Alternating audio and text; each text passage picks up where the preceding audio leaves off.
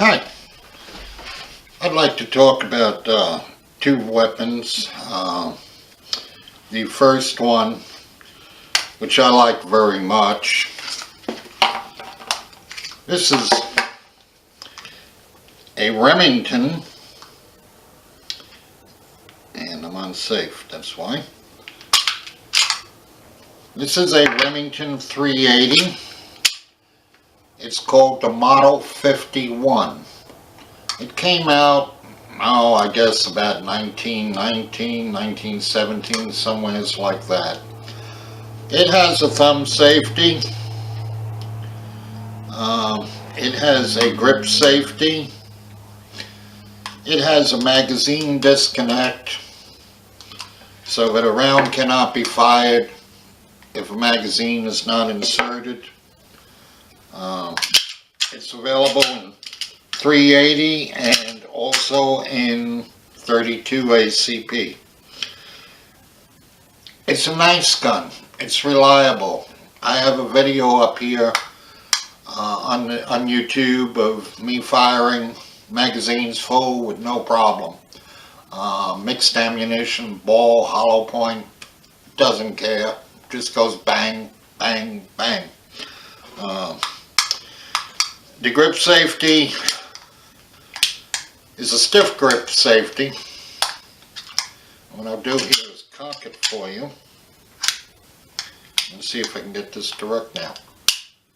Standard click, bang. It's one of my favorite pistols. Small, the grip is ergonomic in that it points very easily, very rapidly, much like a German Luger does. The second gun, which I picked up the other day, new in box, decent price I thought, $350. It's the Remington R-51. The R-51 was billed as a more modern, more powerful update of this M-51. In size, it's a little bit thicker. It's about the same height. The grip angle is very similar. I think you can see that here. I'll try and line them up for you. Very similar. Remington improved the sights. You can now see, hopefully you can see I've got a 3-dot sight on there now, whereas before I just had what I'll call vestigial sights. This particular one is in caliber 9mm parabellum, aka 9mm Luger. At first I was very enthused. It's got the same grip safety.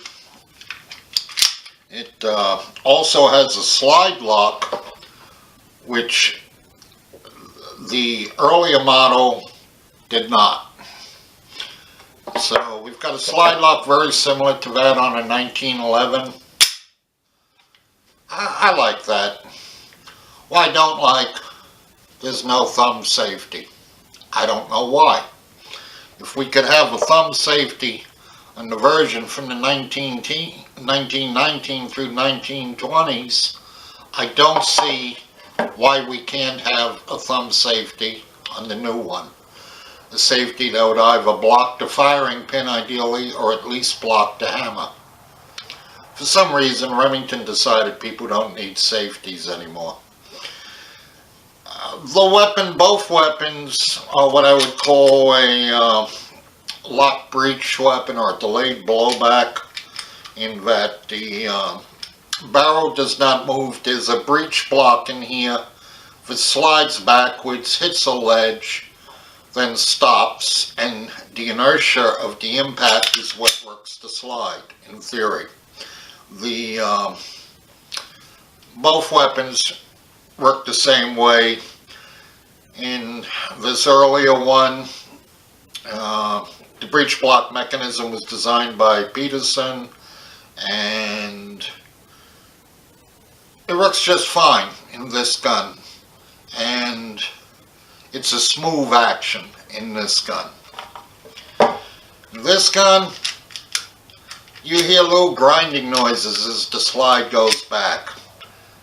That shouldn't be important, but it's not present in the old one. If it's the same design, why is there grinding noise in one and not in the other? And the answer, of course, is in the interest of cost cutting, Remington made some minor changes in the manufacturing process. Also, the materials are different. The old one is all steel. The new one is an aluminum lower with a steel upper. The barrel on the new one appears to be stainless steel. I guess I won't know for a while, but it appears to be stainless steel. A thing I do not like is the trigger, if you can see this, is now plastic. I don't know why. There is no more magazine safety. So the gun is cocked, the magazine is out. By the way, it comes with 2 magazines, and you can shoot it without the magazine. So they dropped the magazine safety, they dropped the thumb safety. 2 safeties they decided modern shooters don't need. An improvement in the new R-51 is the magazine release is ambidextrous. You can work it from either side when it's working properly. I test fired this yesterday, and there's a video following following the speech that will show you the results of that. So I've got a slightly larger gun, 2 less safeties. I said, okay, let me give you the test fire. My summation, this is a lemon. If all of them are like this, 2nd generation R-51s, my recommendation is don't spend your money on it. Hopefully Remington will come out with a 3rd generation, but as you'll see in the video, I've got a lot of reasons to not be happy with it, and I hope you will agree with me. Remington R-51 Lemon.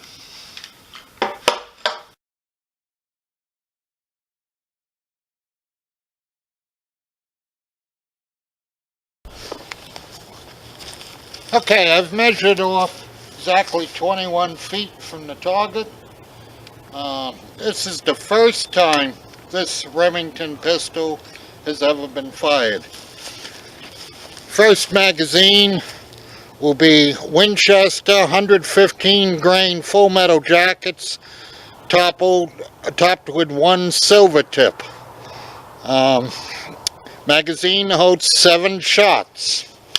I'm going to load from the slide lock back position, thusly. Loaded properly, putting on my safety glasses. This gun has never been fired before. At 21 yards. Very light recoil. And we have, with 115 grains, we have a failure to extract. But she did feed. There is a slight burr on the cartridge case, indicative of a unsupport.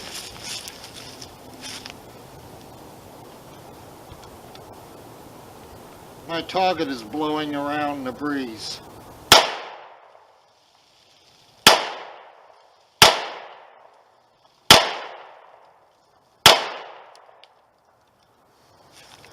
Magazine is empty. Switching magazines.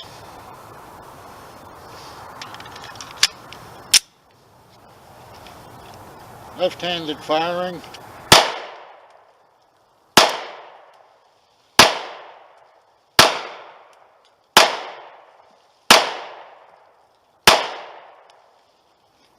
And let's see what that looks like. Yeah, my target was blowing around in the breeze, so that makes it a little hard, but Let's see, we've got 1, 2, 3, 4, 5, 6, 7, 8, 9, 10, 11, 12, 13. One hole missing.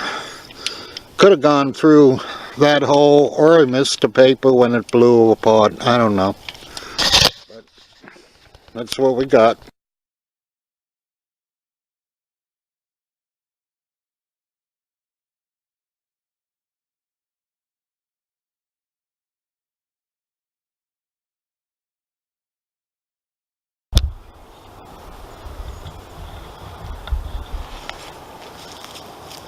Okay, for test 2, I'll be using some of the British Radford Arsenal 1957 Mark II Z ammunition.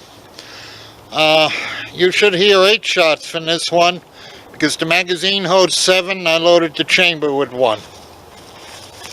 From the yardstick.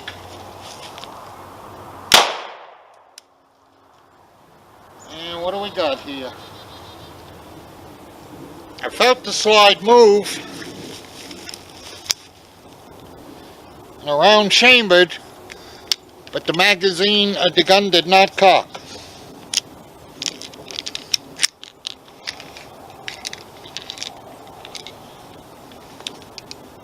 It is possible there's been some deterioration of the ammunition, or it could be a malfunction of the gun.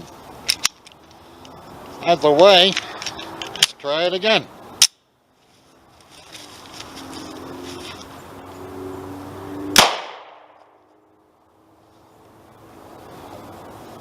I have a failure to feed. Total. Magazine did not leave the lips. It's safe to say the gun does not like this ammo much.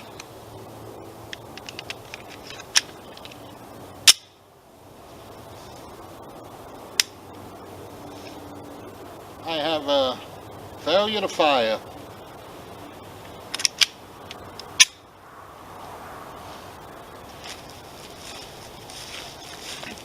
I do have a firing pin indentation in this, but the round did not go off, so I'll try this round again later.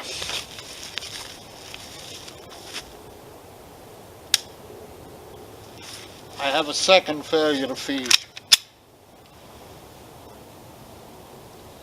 Again, I have a light firing pin strike.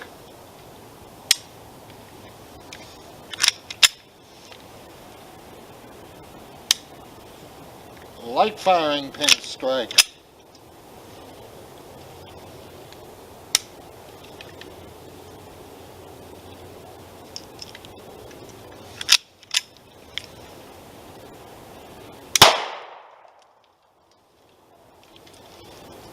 Well,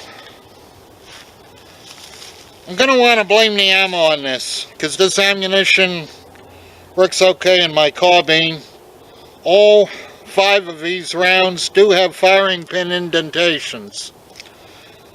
I'll try another magazine of it, see if I get the same result.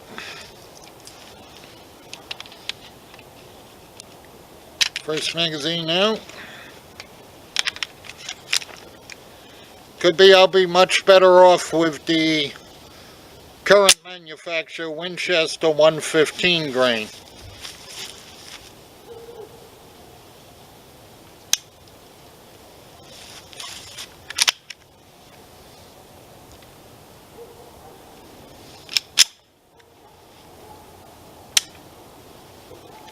Nothing.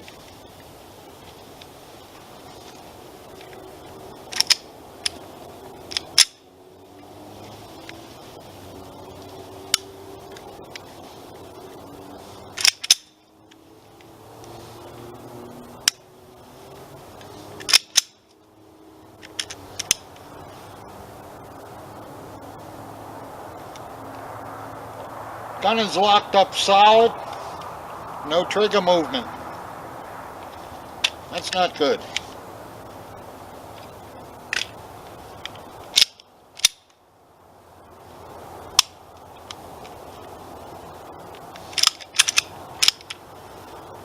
Kind of disappointing. Let's find the magazine with some rounds in it. Chambers properly.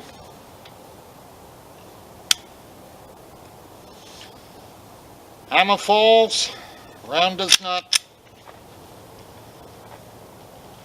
fire. Firing pin strike.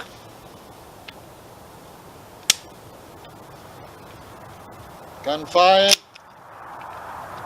Nothing happened. Okay. Conclusion, this gun definitely does not like Mark II-Z ammunition. I'm going to repeat the test with Winchester, current manufacturer, 115 grain, full metal jacket.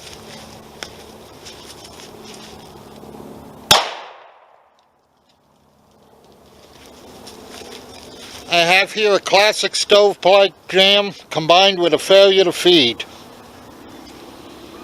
which is a real pain in the rear. And it's interesting. At this time, the magazine release, there we go. The magazine release was very difficult to release.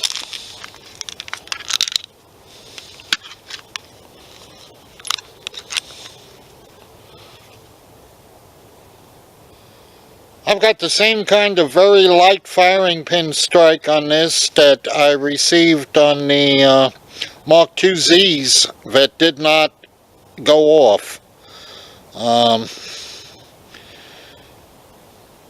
Very slight mark, indicate possibly of an undersupported case, but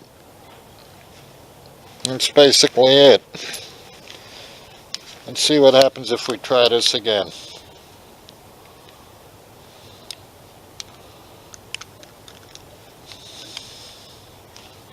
Let that slide back.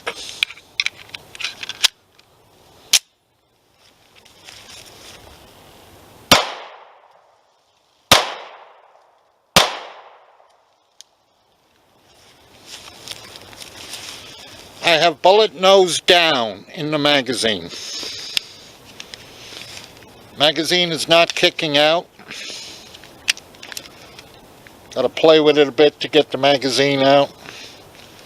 Slides lock back. Let's see if we can do that. Nope. Bullet is nose down. What's keeping the magazine from ejecting is the pressure of the breech block on the rear of the magazine. So I'm thinking if I lock the magazine back, yes, now the magazine comes out. And let's try this again.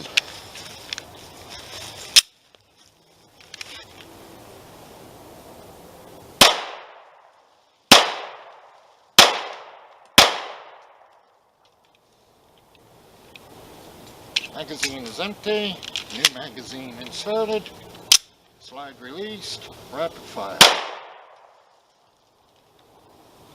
Again, we have a nose down, bullets jammed against the feed ramp. Magazine will not release until the breech is locked back.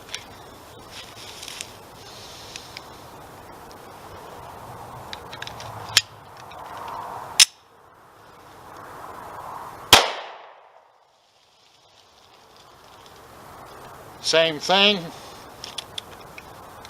Bullet is jammed against the feed ramp.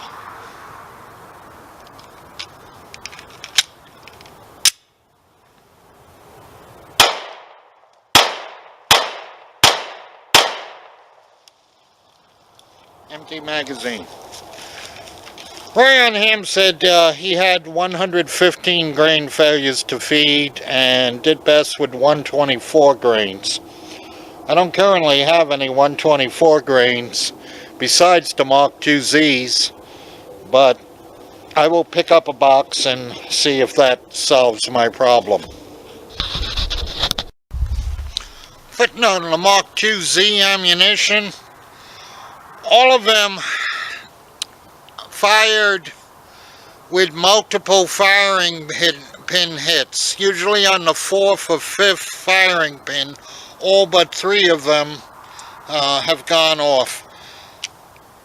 At this time, it hurts me to say this, I would not recommend the Remington R-51 as a defensive pistol.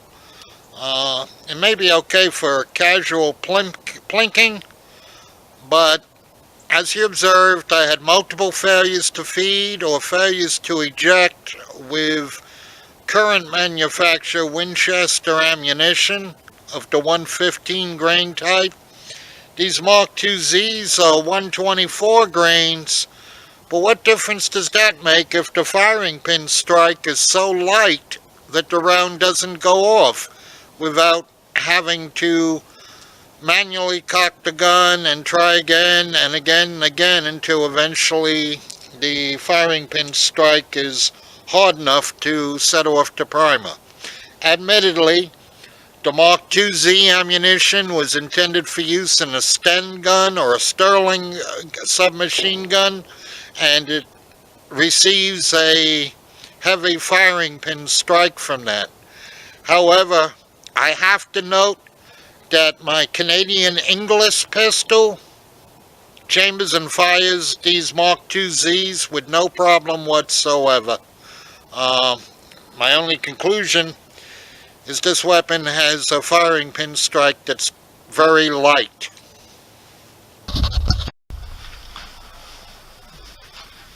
I'd like to give a follow-up, some additional information not shown in the video. Subsequent to the video, I ran all of the three remaining unfired Mark IIZs through the gun. All of those 3 rounds did ultimately detonate with about 8 firing pin strikes each.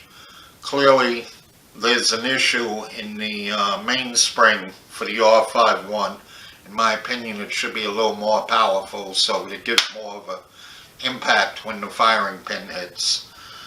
I tested the Mark IIZ ammo from the same box on both my Inglis and also my SIG 9mm, SIG 228.